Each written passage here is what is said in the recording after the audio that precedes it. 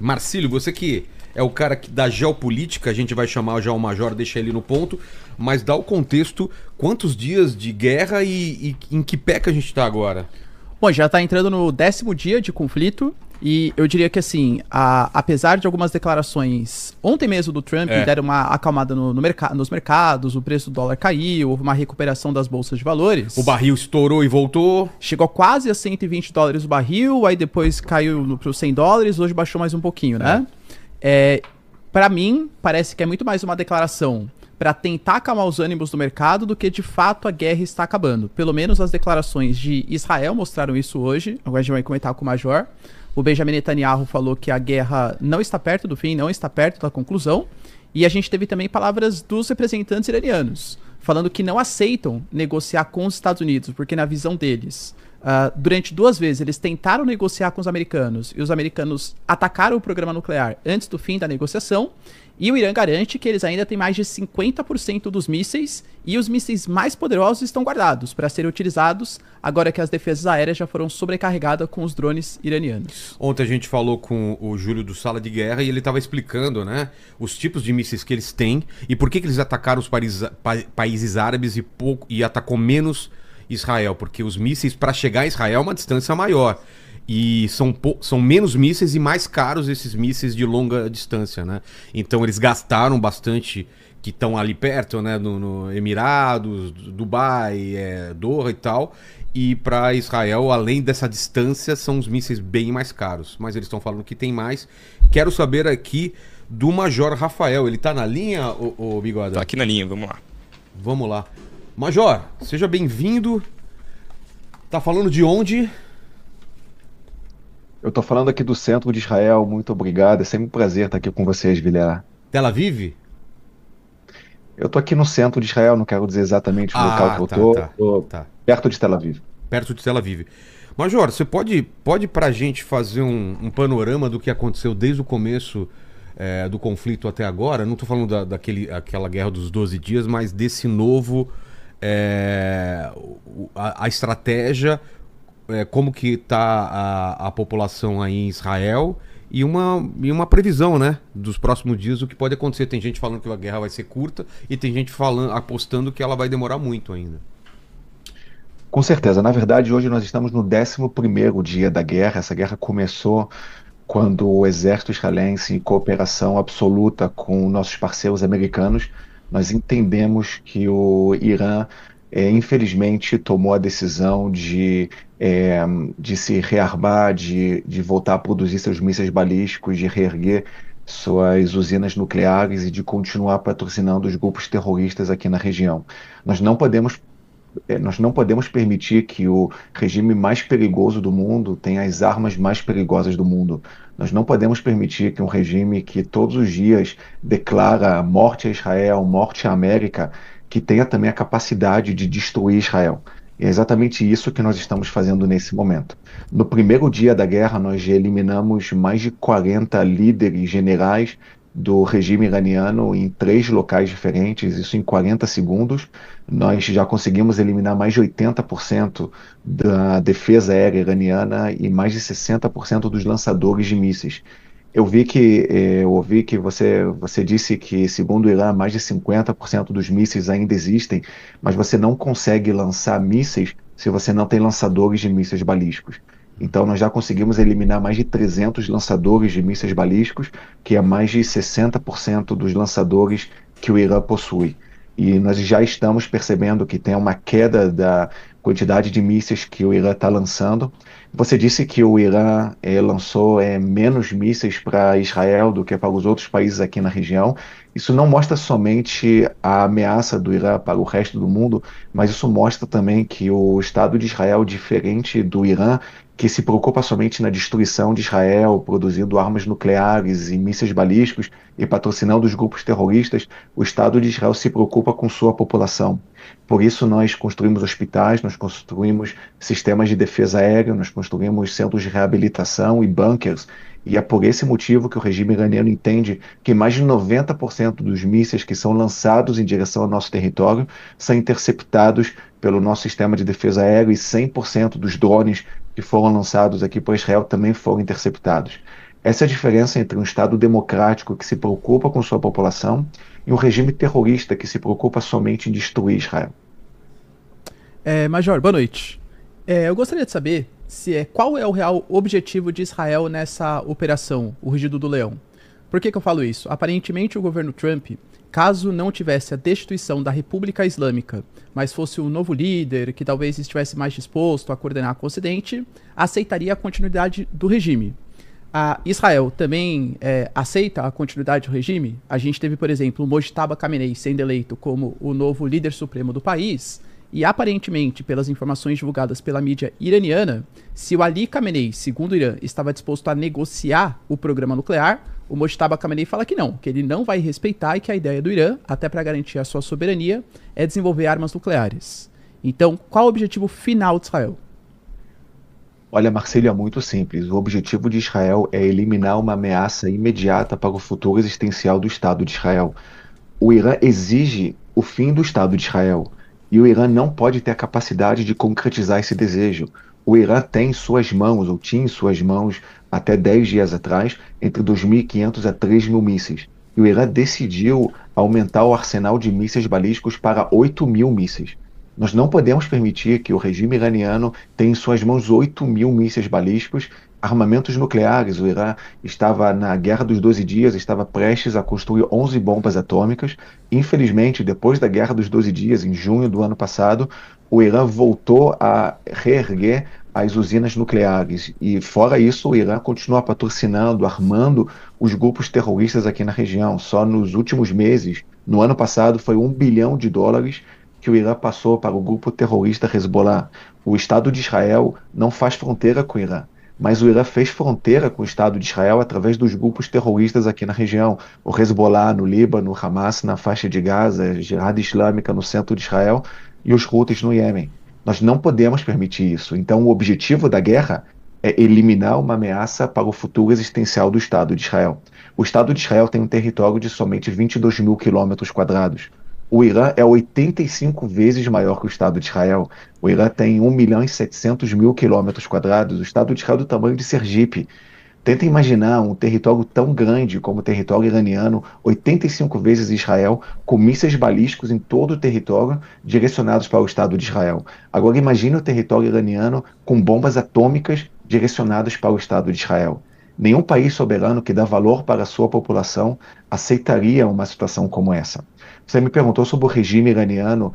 Esse não é um objetivo da guerra. Esse pode ser uma consequência da guerra. Nós desejamos muito que tenha um regime que seja democrático, um regime que não deseja o fim do Estado de Israel, mas isso não faz parte das operações militares. Através de operações militares, nós não temos capacidade de desmantelar uma ideia. Mas sim, nós temos capacidade de desmantelar uma ameaça, de desmantelar capacidades militares que estão direcionadas para o território de Israel.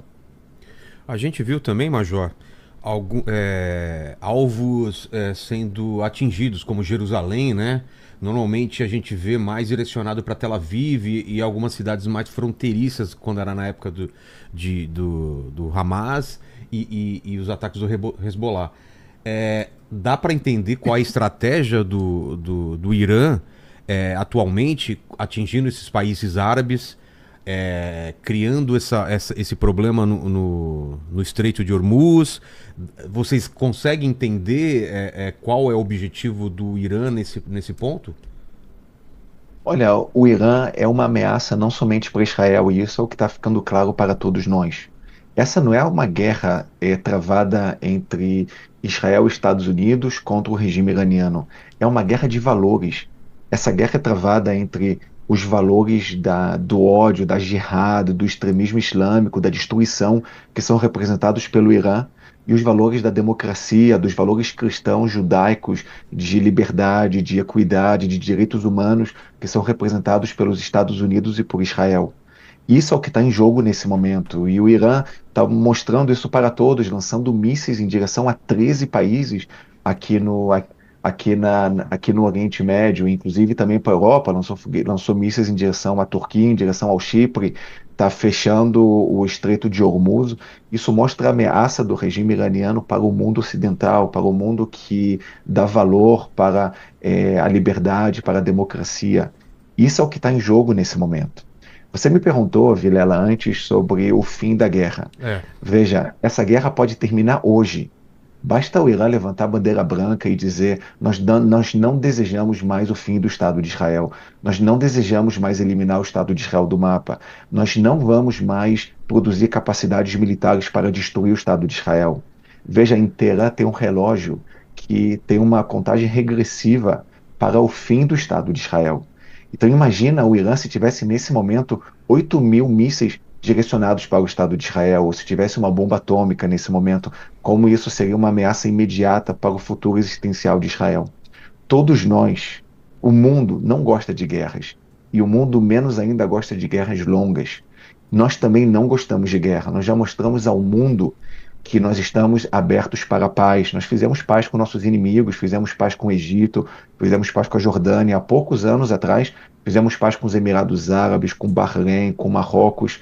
Nós queremos paz, nós queremos viver, mas infelizmente o regime iraniano deseja a nossa destruição e é o pai do terrorismo do mundo. Ele financia, ele arma, ele treina os grupos terroristas aqui no Oriente Médio. É exatamente isso que nós estamos lutando contra isso, contra esse regime que representa uma ameaça para o futuro existencial de Israel. Nós fizemos uma guerra contra o Irã há cerca de 8 meses atrás, a Guerra dos 12 Dias. Quando terminou a guerra, o Irã tinha duas opções. Uma opção seria largar o desejo de destruir Israel, entender que o Estado de Israel é eterno, e o outro caminho seria voltar a reerguer suas usinas nucleares, a produção de mísseis balísticos, o patrocínio dos grupos terroristas. O Irã teve uma oportunidade para tomar a escolha certa. Infelizmente, o Irã decidiu pela destruição de Israel, pelo ódio, pela jihad, pelo extremismo islâmico. Então, nesse momento, nós entendemos que essa guerra não vai ser como a Guerra dos 12 Dias. Essa vai ser uma guerra que nós vamos tratar o Irã pela raiz. Nós vamos cortar a cabeça da serpente. Nós não temos o interesse de fazer uma guerra a cada 6 meses contra o regime iraniano. Então essa guerra vai terminar quando o Irã não representar mais uma ameaça imediata para o futuro existencial do Estado de Israel. Major, quando a gente vê o posicionamento até mesmo do Brasil, que se baseia muito nos princípios da Carta da ONU, há críticas em relação à postura de Israel e dos Estados Unidos, porque, independente dos motivos, entendo, né, a justificativa de Israel, mas houve um desrespeito à Carta da ONU, porque só é permitido ataque a uma nação soberana, caso haja um consenso do Conselho de Segurança da ONU, ou se for algum tipo de resposta a um ataque direto. Por mais que o Irã financie grupos que acabam atacando Israel, não houve um ataque direto do Irã contra Israel. Você teme que isso possa gerar algumas consequências negativas, diplomáticas para Israel? Porque houve críticas até mesmo de membros da União Europeia, que criticaram também o Irã, mas criticaram a postura de Israel e Estados Unidos de não fazerem essa intervenção por meio do Conselho de Segurança. Você acha que pode ter consequências negativas para Israel? Olha, veja bem, eu vou responder a sua pergunta, mas antes, quando nós falamos das Nações Unidas, é muito importante nós entendermos que as Nações Unidas têm uma tendência anti-Israel. Nos últimos 10 anos, foram feitas 150 resoluções contra Israel na ONU. Contra o Irã foram 9, contra a Coreia do Norte foram 8, contra a Síria foram 7. Então você coloca todas as resoluções contra Israel de um lado da balança e todas as resoluções contra todos os países totalitários do mundo do outro lado da balança, aqueles países que cortam a internet, assassinam seus civis, aqueles que enforcam gays, aqueles que não dão direito de protestar, direito de liberdade, coloca de um lado Israel, do outro lado todos esses países têm mais resoluções contra Israel do que contra todos os outros países. Agora, respondendo sua pergunta, você está falando sobre o artigo 51 da Carta da ONU, que é o artigo que fala sobre a defesa, a legítima defesa em uma guerra. Mas nós temos que entender que essa guerra não começou agora, essa guerra não começou há 10 dias atrás, Marcílio. Essa guerra começou há décadas, quando o Hezbollah lançou seus mísseis contra Israel, todos os foguetes, os drones que são lançados contra o Estado de Israel pelo Hezbollah, na verdade quem está fazendo isso é o Irã. Como eu disse, o Estado de Israel não faz fronteira com o Irã. mas o Irã fez fronteira com Israel através dos grupos terroristas. Então é um engano muito grande pensar que a guerra começou há 10 dias atrás. Essa guerra começou há muito tempo atrás, quando os grupos terroristas, apoiados, treinados, financiados, liderados pelo Irã, lançam foguetes, invadem o território de Israel, cometem ataques terroristas contra Israel. Inclusive, no ano passado, o Irã lançou mais de 300 mísseis em direção ao território israelense. Então, dizer que o Irã nunca atacou Israel, eu acho que isso é um engano muito grande. É difícil ver uma pessoa que tem uma inteligência intelectual de ver os fatos, de compreender uma acusação como essa. O Estado de Israel está se defendendo de um regime que deseja a destruição de Israel. O preço da inação é muito maior do que o preço da guerra. O preço da inação pode ser o fim do Estado de Israel. Veja, Marcelo, eu sei que o tempo é curto, mas se você me permite, nós podemos dividir o mundo entre aqueles que dão valor para a existência de Israel e aqueles que não estão nem aí pelo futuro existencial de Israel. Aquelas pessoas que não dão nenhum valor para o futuro existencial de Israel, com certeza vão exigir que essa guerra termine, vão acusar Israel de ter começado essa guerra, porque o máximo que vai acontecer é o Estado de Israel ser eliminado do mapa. E o preço do petróleo não vai subir, vai ter paz no mundo, mas no máximo o Estado de Israel vai ser eliminado. Mas quem dá valor para o futuro existencial de Israel entende que nós não podemos esperar que o Irã tenha bomba atômica, lance a bomba atômica contra o Estado de Israel, e aí o Estado de Israel tem o direito de defesa. Nós não podemos permitir. Essa não é uma guerra convencional. Não é uma guerra entre Rússia e Ucrânia, uma guerra que nós estamos acostumados a ver. É uma guerra que é travada entre um regime terrorista, um regime que não dá nenhum valor para o direito internacional, que não tem nenhum compromisso com a verdade, e, por outro lado, países que são países democráticos, que têm um respeito pela verdade e pelo direito internacional. Então, é uma guerra muito complexa. É uma guerra que, se nós não atacarmos o Irã nesse momento, o preço pode ser a destruição do Estado de Israel. Então, qual seria a solução? Seria esperar o Irã ter 8.000 mísseis balísticos direcionados e lançados contra o Estado de Israel? Talvez o Irã ter bomba atômica, apertar o botão para acabar com o Estado de Israel e depois o Estado de Israel ter o direito à legítima defesa? Será que é isso que o direito internacional entende? O Major, acredito que já tenho te perguntado isso, né? Uma das grandes cobranças, falando em custos de guerra, é a escola das meninas que foi atingida e houve as mortes, né?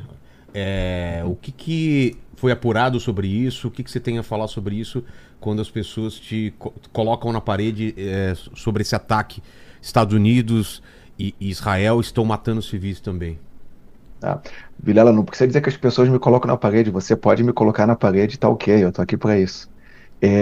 Olha, Israel não conhece nenhum ataque israelense naquele local. Nós já soltamos uma nota oficial em relação a isso.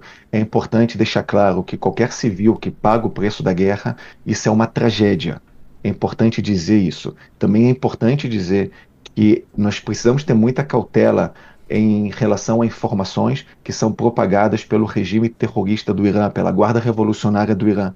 É a mesma Guarda Revolucionária que cortou a internet e massacrou sua própria população. Será que nós podemos dar alguma credibilidade em fatos e informações que são passadas por essa Guarda Revolucionária? Então, o exército israelense não atuou nesse local. Todas as acusações, sempre que são feitas acusações contra o exército de Israel, nós checamos, nós verificamos, e somos muito transparentes com os jornalistas sobre essas acusações.